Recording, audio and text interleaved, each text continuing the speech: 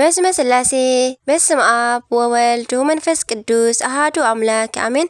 ሰላም እግዚአብሔር አምላክ ምስኩላትኩም ይኹን። ስድራ እግዚአብሔር አምላክ ከመይ ውዒልኩም? አነ እግዚአብሔር ይመስገን ክብሪ ይስፋሕ መድኃኔዓለም አቦይ። ከምቲ ኣነ ጽቡቕ ዝወዓልክዎ ድማ ጽቡቕ ውዒልኩም ክትኮኑ ናይ ኩሉ ግዜ ተስፋይን ትምኒተይን እዩ አሜን። ስንክሳር ዘወርሃ ጥሪ ዕለት 19 ቅዱስ ገብርኤል። ስንክሳር ድሰምዕ ዘንብብ ፍቕሪ ጎይታ ኣብ ልቡ ይዕንብብ፣ ሓለዋን ጸሎትን ናይ ቅዱሳን ድማ ይረክብ። ذكر ጻድቅ ለዓለም የሉ ዝኽሪ ናይ ጻድቅ ንዓለም ይዝነብር። ካብ ኩሉ ክፉእ ዘበለ ክድሕኑ ንቅዱሳን ተማሕፀኑ አሜን። በስመ አብ ወወልድ ወመንፈስ ቅዱስ አሃዱ አምላክ አሜን። ወላዲተ አምላክ ልሳን አንደበት ኩነኒ አሜን። ጥሪ 19 ኣብ ግሸን ደብረ ከርቤ ብክብሪ ተቐሚጡ ንሃገርና ካብ መዓት እንዳሓለወ ዝርከብ ናይ ጎይታናን አምላኽናን መድኃኒናን ኢየሱስ ክርስቶስ ቅዱስ መስቀል ካብ ዘምጽኡልና ቅዱሳን ሓደ ዝኾኑ ናይ ጉጉቤን አቡነ ኣፍቀረነ እግዚ ዕረፍቶም እዩ። ኣፍቀረነ እግዚ ዕረፍቶም እዩ። በረኸቶም ሕደረና። ከምኡውን ናይ ዝኸበሩ ናይ ኣባ ዝሁራ፣ ናይ ኣባ ባሱራ፣ ናይ ኣዲኦም ናይ ቅድስቲ ኔራ ስጋኦም ዝተረኸበሉ ዕለት እዩ። በረኸቶም ይሕደረና አሜን። ከምኡውን ኣባ ጽሕማ ካብ ትስዓቱ ቅዱሳን ሓደ ዝኾኑ ዓቢ ኣቦ ኣባ ጽሕማ ጥሪ 16 ብሰማዕትነት ምስ ዓረፉ ጎይታና ካብ ሞት ኣተንሲእዎም ከሎ እዞም ቅዱሳን ግን እንደገና ክመውት ኢሎም ለሚኖም ጥሪ 19 ዓረፉ። እዞም ቅዱስ ድማ ንሃገርና ኢትዮጵያ ከም ፀሓይ ካብ ዘብርሁ ካብ 9 ቅዱሳን ሓደ እዮም። ሃገሮም አንጾኪያ እዩ። አቡነ ጽሕማ ዝተባሃሉ ጭሕሞም ብጣዕሚ ነዊሕ ስለ ዝነበረ እዩ። እዞም ጻድቕ ብመጀመርታ ምስ 7 ቅዱሳን ብምጽዋዕን ቀይሕ ባሕርን ገይሮም ናብ ሃገርና ኢትዮጵያ ኣተዉ። ኣብ ሃገርና ኢትዮጵያ ድማ ገዳም እንዳገደሙ በዓቲ እንዳሰርሑ ከሳቴ ብርሃን ኣባ ሰላማ ንዝመስረትዎ ናይ ክርስትና ሃይማኖት ብዝጎልሐ ኣስፋሕፍሑ። ገዳማት ኣስፋሕፊሖም ናይ ወንጌል ብርሃን ኣብ ሃገርና ኣብርሆም እዮም። ኣብ ዓድዋ አውራጃ ዝርከብ ገዳሞም ደብረ ሓተታ ይበሃል።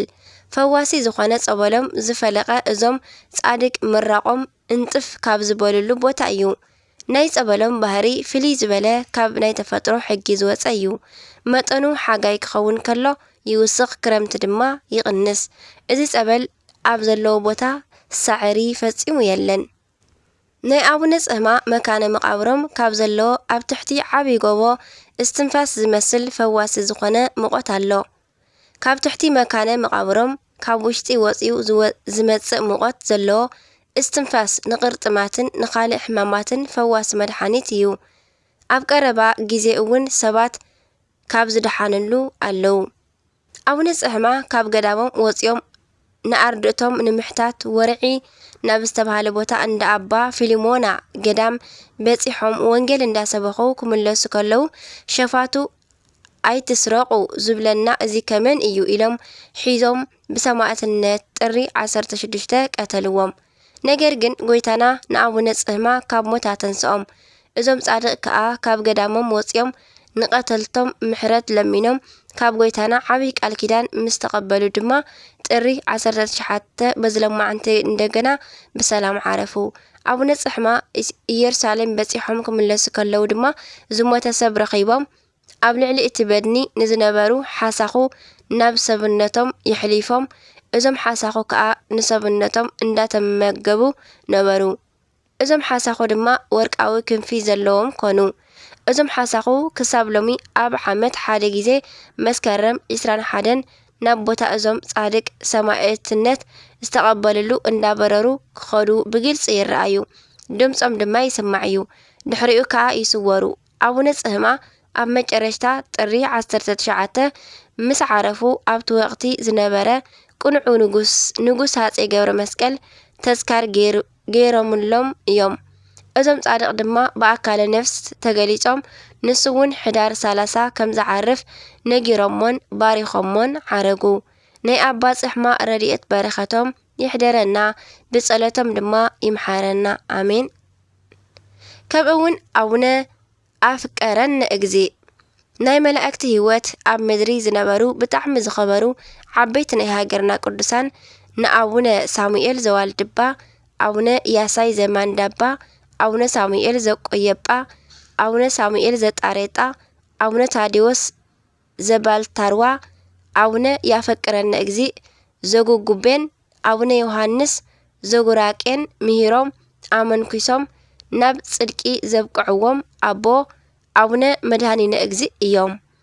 እዞም 7 ቅዱሳን ኣብ ሓደ ዓዲ ከመንኩስዎም ከለዉ በቲ ቅጽበት መንፈስ ቅዱስ ወሪዱ ነቲ ገዳም ብብርሃን መሊኦም ይረአዩ ነበሩ። ካብ ሰማይ ድማ ናይ ምስክርነት ድምፂ ተሰምዐ። በዚ ምኽንያት ከዓ ብሓደ ዝመንኮሱ እዞም 7 ቅዱሳን 7ቱ ከዋክብት እንዳተባሃሉ ይጽውዑ። እዞም 7ቱ ከዋክብት ንናይ ጣና ባሕሪ ብእግሮም ተሻጊሮም ንብዙሓት ኣብ ደሴት ዘለዋ ኣደናቕቲ ናይ ጣና ገዳማት ዝመስረቱ እዮም። ካብዞም ቅዱሳን ድማ ኣብ ዓብይ ደንጎላ ከም ጃልባ ተቐሚጦም ናብ ደሴት ዝኣተዉ ኣለዉ። ብእግሮም እንዳረገጹ እውን ነቲ ባሕሪ ዝተሻገሩ ኣለዉ።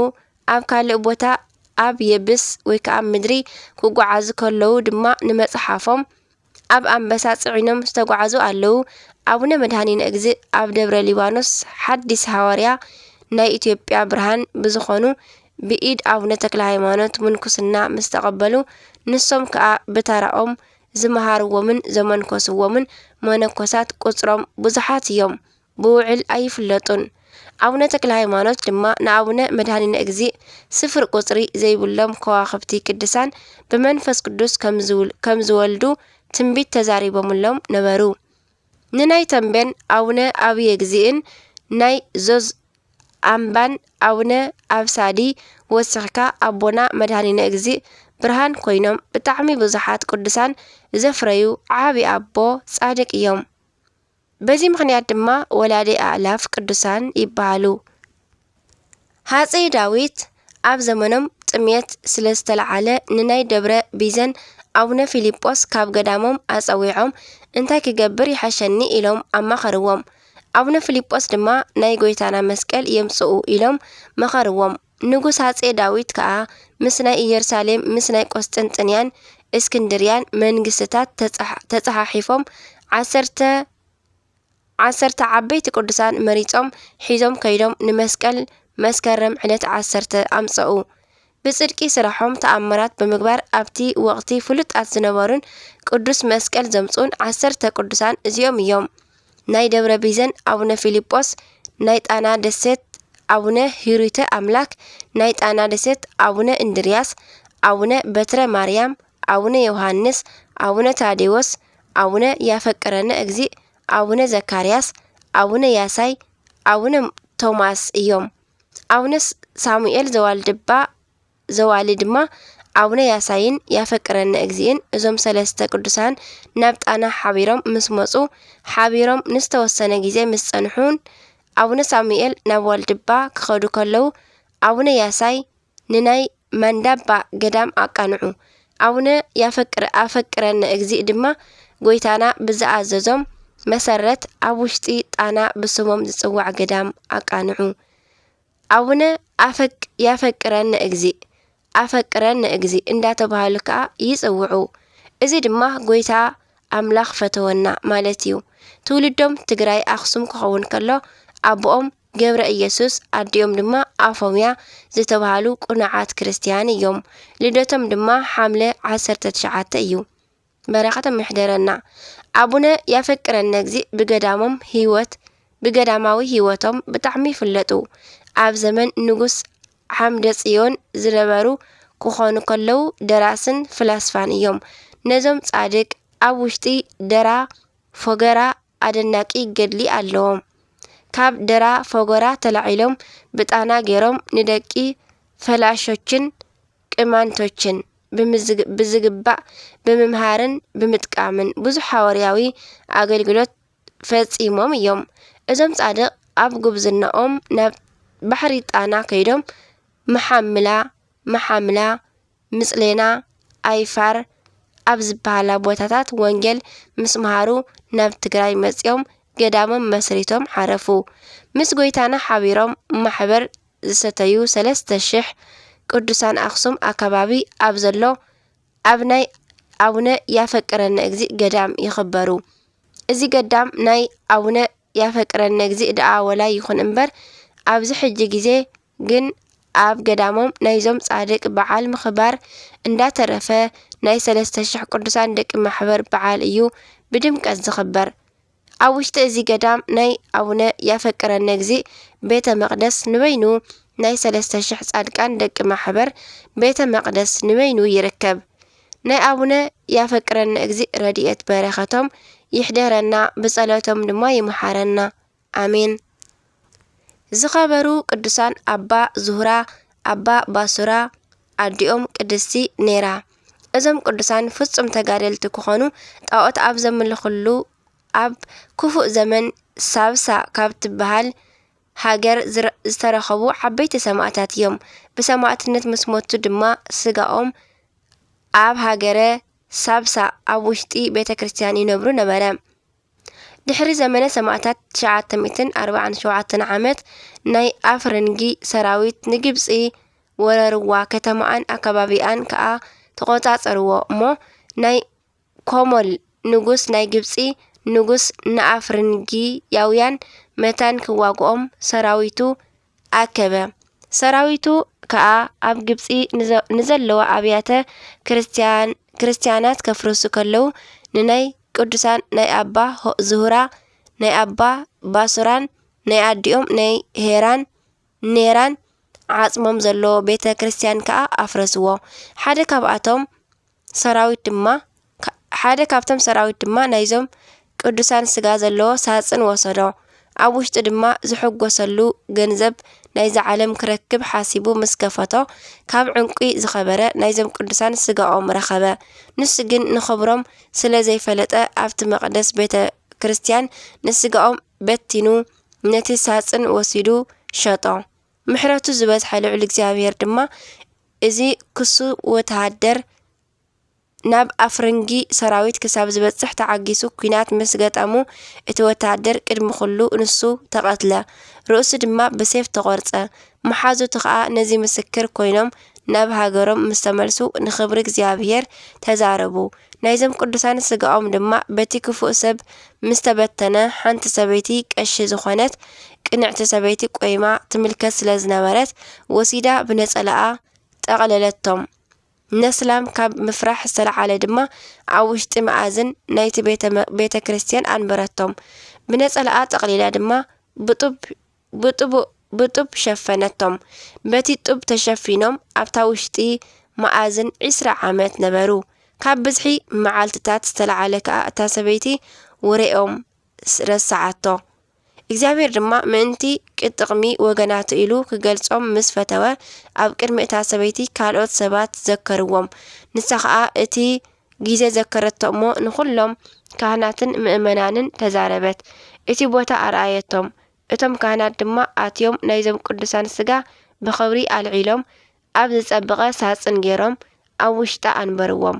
በዛ ዕለት ጥሪ 19 ድማ በዓሎም ገበርሎም። ኩሉ ግዜ ድማ ንበዓሎም በዛ ዕለት የኽብሩ። ካብ ኣዕጽምቶም ከዓ ብዙሓት ድንቂ ዝኾኑ ተኣምራት ተፈጺሞም ተረኣዩ።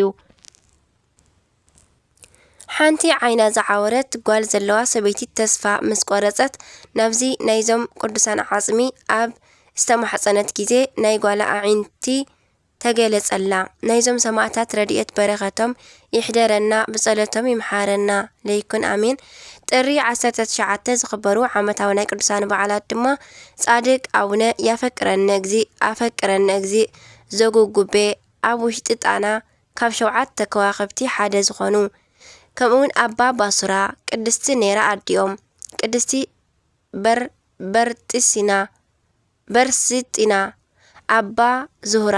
ወርሓዊ በዓላት ድማ ቅዱስ ገብርኤል ሊቀ መላእክት፣ ቅዱስ ኤስድሮስ ሰማዕት፣ አባ አቡየ እግዚእ ጻድቅ፣ አቡነ ስነ ኢየሱስ፣ አቡነ ዮሴፍ ብርሃነ ዓለም። በረኸቶም ይሕደረና ብጸሎቶም ይደግፉና አሜን። ካብ ፍቕሪ ቅዱሳን እውን ኣይፍለየና እግዚአብሔር አምላኽ አሜን። ዝወደቐ ዝነጠበ ካብ ኣናብባ ኩሉ ቃላት ፊደል ዘውደቕኮ ብኣፈ ቅዱሳን ትጓን መላእክት ይተዓረመለይ አሜን።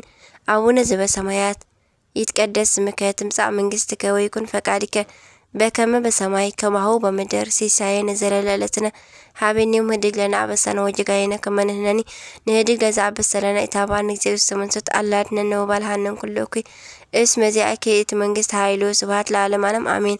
በሰላም ቅዱስ ገብርኤል መልአክ እግዝእትየ ማርያም ሰላም ለኪ ድንግል በህሊናኪ ወድንግል በስጋኪ እመ እግዚአብሔር ጽባኦ ሰላም ለኪ ብሩክት አንቲ እምአንስት ወብሩክ ፍሬ ከርሥኪ ተፈሥሒ ፍሥሕቶ ማርያም ምልዕተ ጸጋ ምልዕተ ውዳሴ ምልዕተ ሞገስ ምልዕተ ኩሉ እግዚአብሔር ምስለኪ ሰአሊ ወጸልዪ ምህረተ በእንቲአነ ምህረተ ኩሉ ዓለም ሀበ ፍቅር ወልድኪ ኢየሱስ ክርስቶስ ከመ ይስረይ ኃጣውኢነ ተማኅፀነ ተማኅፀነ በክዳንቺ አሜን። ወስብሐት ለእግዚአብሔር ወለወላዲቱ ድንግል ወለመስቀሉ ክቡር አሜን አሜን። ለይኩን